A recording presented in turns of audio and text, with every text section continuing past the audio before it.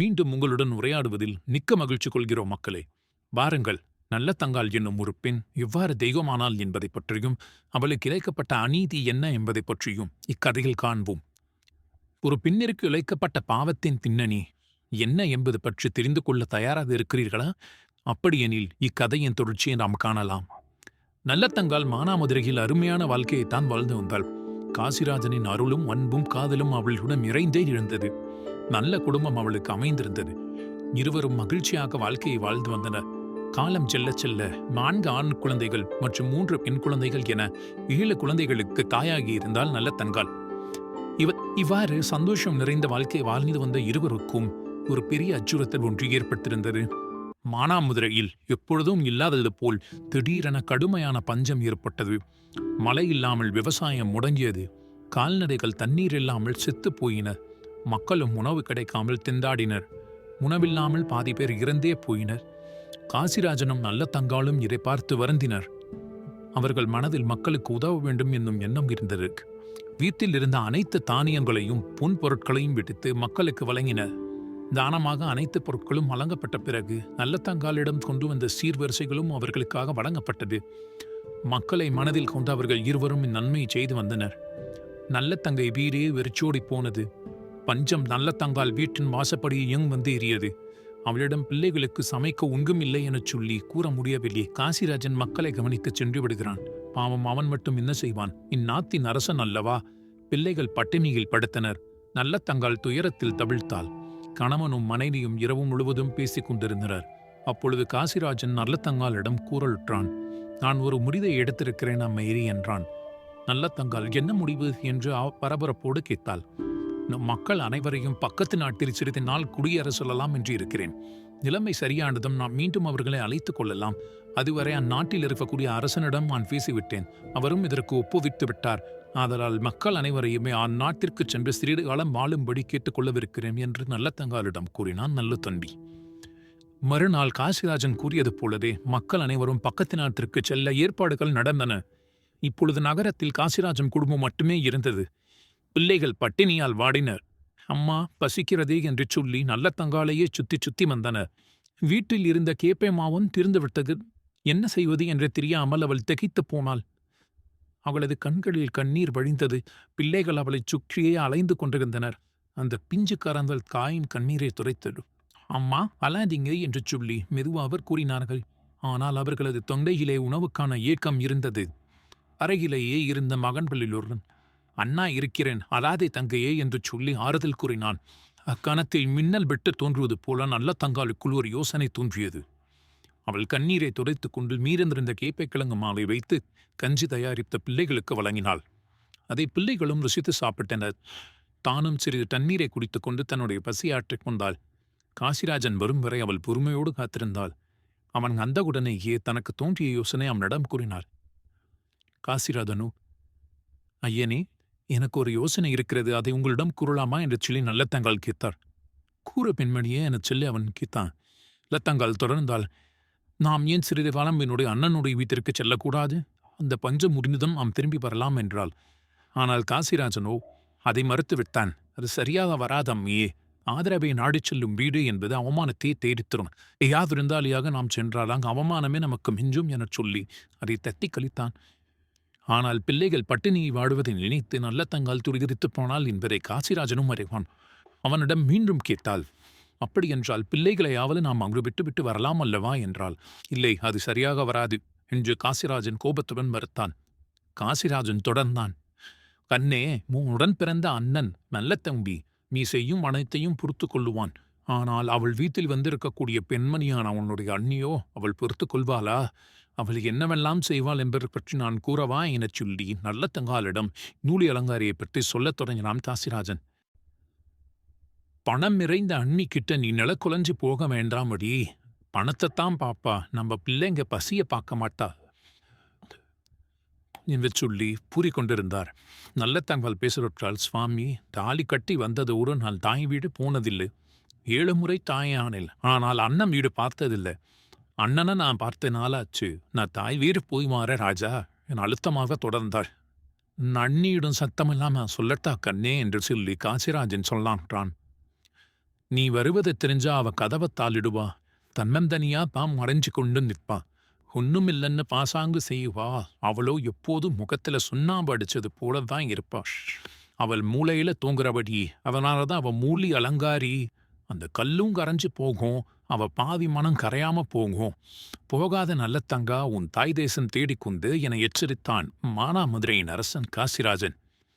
அதை கேட்ட நல்ல தங்கால் தன் மனம் பதறக் கூறினாள், இந்த ஊரிலிருந்து என் பிள்ளைகளை நான் விலக்க விரும்பவில்லை. நான் அவர்களுடன் சிறிது காலம் என் அண்ணன் வீட்டில் தங்கியிருந்து வருகிறேன். இங்கு அனைத்தும் சரியானதும் நீங்கள் என்னை அழைத்துக் கொண்டு செல்லுமாறு அன்போடு கட்டளையிட்டாள் காசிராஜனுக்கு. அவனோ இதற்கு மேல் எதுவும் பேசுவதற்கு இல்லை எனச் சொல்லி நிலைமையை புரிந்து கொண்டு, சரி கண்ணு, நீ அங்கே சென்று தங்கியிரு. உன் அண்ணனை மீறி எனக்கு நம்பிக்கை இருக்கிறது எனச் சொல்லி காசிராஜன் அவளின் முடிவிற்கு சம்மதித்தான். நான் பிறகு இந்த நிலைமை சரியானதும் உன்னை அழைத்துக் கொண்டு வருகிறேன். நிச்சயம் கூடிய விரைவில் இங்கு அனைத்தும் மாறும் எனச் சொல்லி நல்ல தம்பி அவளிடம் வாக்குறுதி எடுத்தான். அவளது கண்களில் மகிழ்ச்சி, துக்கம், ஏக்கம் அனைத்தும் கலந்து கண்ணீர் வழிந்தது. ஒரு பக்கம் அண்ணனை பார்க்கப் போகிற மகிழ்ச்சி, மறுபக்கம் காசிராஜனுடன் இருந்து செல்ல மறுத்ததற்கான படி. காசிராஜன் அங்கே செல்ல வேண்டாம் என கூறியதற்கு பல காரணங்கள் இருந்தன. அவன் ஒரு நாட்டின் அரசன் அல்லவா? எவ்வாறு இன்னொரு நாட்டின் அரசனிடம் என்று சென்று பிழைப்பதற்கான வழியை கேட்க முடியும்? அதனால் அவன் போகவில்லை. மேலும் நல்லத்தங்காலுக்கு அவள் அண்ணன் நல்ல தம்பி ஏற்கனவே நிறைய உதவிகளை செய்து விட்டான். இதற்கும் மேலும் அவனை தொந்தரவு செய்யக்கூடாது என எண்ணியே காசிராஜன் செல்ல மறுத்தான். இவன் நல்லத்தங்காலும் நன்றாக அறிவாள். ஆனால் வேறு எந்த வழியும் இல்லாத காரணத்தினால் அடுத்த நாள் காலையில் தன்னுடைய 7 பிள்ளைகளையும் கூட்டிக் கொண்டு கடைசி குழந்தையை இடுப்பில் வைத்துக் கொண்டு தாய் தேசமான அர்ஜுனாபுரத்தை நோக்கி நடைபாதையில் நடக்கத் தொடங்கினார். வலி என்பிலும் அவள் கடந்த நாட்களை நினைவுபடுத்திக் கொண்டே சென்றது. பாதையில் பிள்ளைகள் பேசிக்கொண்டே வந்தார்கள். அம்மா என்று அழைத்துக் கொண்டு, எப்போது மாமா வீடு வரும், நாங்கள் இப்பொழுதன்றே சென்று சேர்வோம் எனச் சொல்லி நிறைய கேள்விகளை அவர்கள் கேட்டுக்கொண்டே வந்தார்கள்.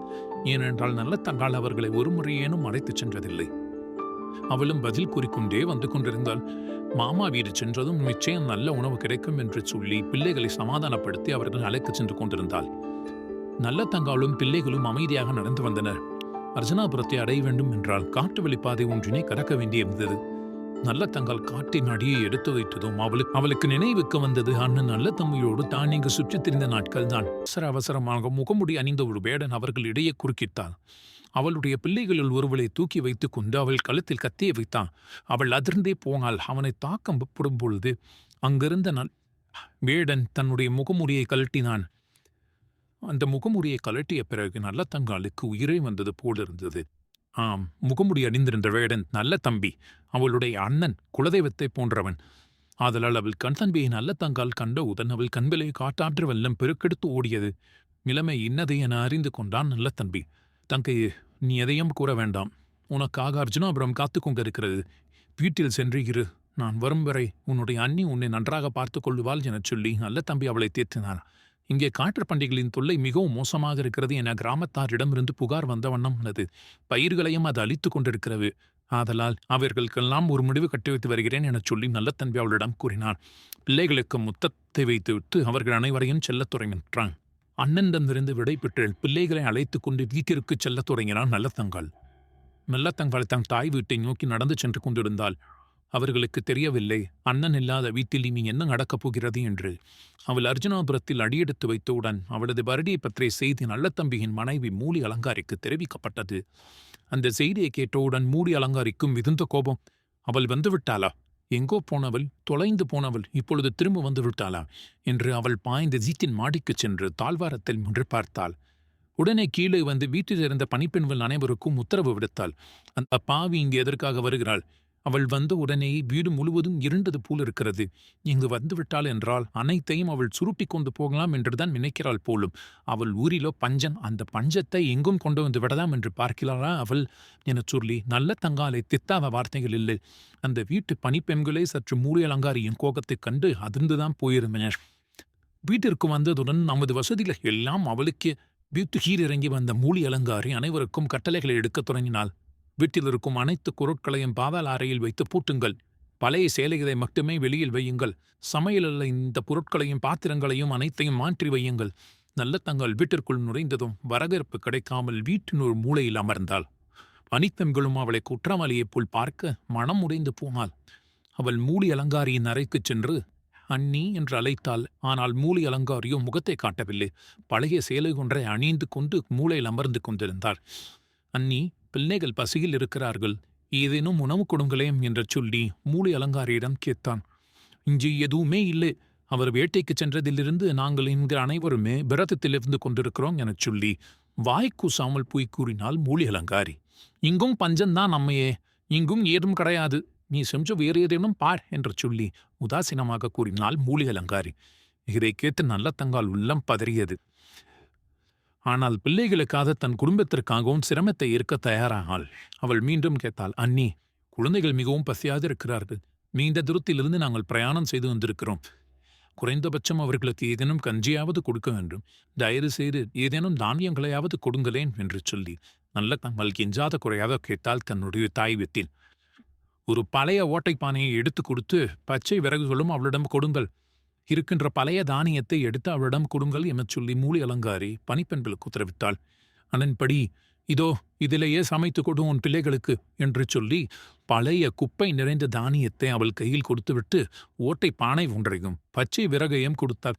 அந்த ஓட்ட பாத்திரத்திலேயே நீ அடுப்பை மூட்டி இதிலேயே தானியத்தையும் பொறுத்து சமைச்சு உன் பிள்ளைங்களுக்கு கொடு, அதுவே போதும் என்று சொல்லி மூலி அலங்காரி சமையலறையிலிருந்து வெளியே வந்தாள். பிள்ளைகள் அனைவரும் பசியின் காரணத்தினால் மூலையிலே குவிக்க வைக்கப்பட்டிருந்த மாங்கனிகளை எடுத்து தின்னத் தொடங்கினர். அதை பார்த்த உடனேயே அவள் வேகமாக ஓடி சென்று மாமணிகளை பிள்ளைகளின் கையிலிருந்து பிடுங்கினார். பிள்ளைகள் இதை பார்த்து பயந்தனர். திரும்ப ஓட முயற்சிக்கும் பொழுது மூலி அலங்காரி பிள்ளைகளை அடித்தார். இவர்கள் வழியால் துரித்து போய் நல்லத்தங்காலிடம் சென்றது. இதையெல்லாம் கவனித்த நல்லத்தங்கால் பொறுத்து கொண்டாள். வேறு வழியில்லை எனச் சொல்லி. ஆனால் அவளுக்கு இன்னும் விருந்தாய் ஒரு அவமானம் அங்கு காத்திருந்தது. அது கொடுமையின் உச்சம். நல்லத்தங்கால் கஷ்டப்பட்ட அடுப்பை மூட்டி சமைக்க தயாரானாள். ஓட்டை பானையை வைத்துவிட்டு தானியங்களில் இருக்கக்கூடிய கற்களையும் உமிகளையும் பொறுக்கிவிட்டு சமைக்கத் தொடங்கினாள். பச்சை மரங்களை வைத்து அவள் பத்த வைப்பாள். ஆனால் அவை பற்றிக் கொள்வதாக இல்லை. உடனே அவள் வானத்தை நோக்கி, அன்னபூரணி தாயே, நான் பத்தினி என்பது உண்மையானால் அந்த பச்சை மரங்கள் பத்தி எரியட்டும். என் குழந்தைகளுக்கு நான் உணவும் சமைக்க வேண்டும். ஆதலால் இந்த அன்ன பாத்திரம் பொங்கி வழியட்டும் எனச் சொல்லி கடவுளை நோக்கி பிரார்த்தித்தாள். உடனடியாக பச்சை விறகுகள் பற்றி எரிந்து தொடங்கின. கூழும் ரெடியானது. பிள்ளைகள் குடிக்க தயாராக இருந்தது. அச்சமயத்தில் மூலி அலங்காரிக்கு நடந்த விஷயம் அனைத்தும் தெரிவிக்கப்பட்டது. மூலி அலங்காரியோ உடனடியாக சமையலறையை நோக்கி வந்து ஓட்டைப்பானையில் சமைக்கப்பட்டிருந்த உணவை எட்டி உதைத்தாள்.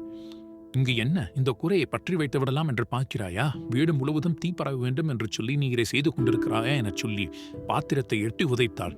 எட்டி உதைத்த பாத்திரத்தில் இருந்து கீழே கஞ்சி வழிந்து ஓடியது.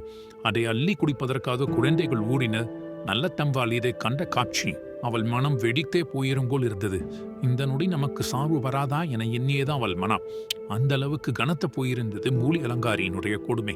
அலங்காரி தனது கொடுமையின் உச்சத்திற்கு வந்தாள். அவளது கோபம் உச்சிருக்கே வந்தது.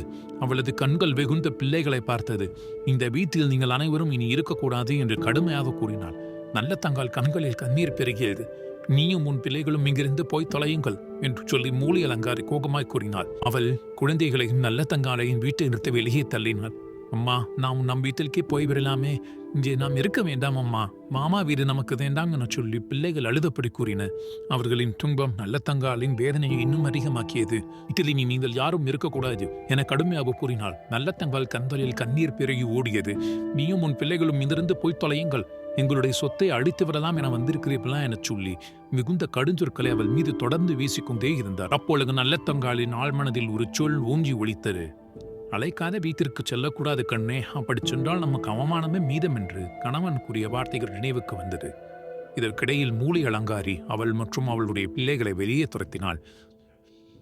அம்மா, நாம் நம்முடைய வீட்டிற்கே போய்விடலாம், இங்கே நாம் இருக்க வேண்டாம் அம்மா, மாமா வீட்டில் நாம் இருக்க வேண்டாம் என சொல்லி பிள்ளைகள் பயத்துடன் நல்லத்தங்காடை சூழ்ந்து நின்று கொண்டனர்.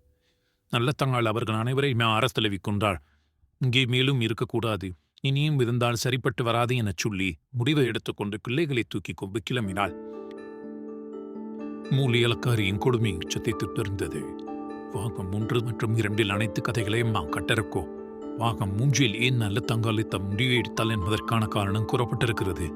தயவு கூதத்தை மற்ற 2 பங்கிற்கும் கொடுத்த ஆதரவை 3ஆம் பாகத்திற்கும் கொடுக்குமாறு கேட்டுக்கொள்கிறோம். அதுவரை உங்களிடமிருந்து விடைபெறுவது தமிழ் கதைகள் உங்கள் நண்பன்.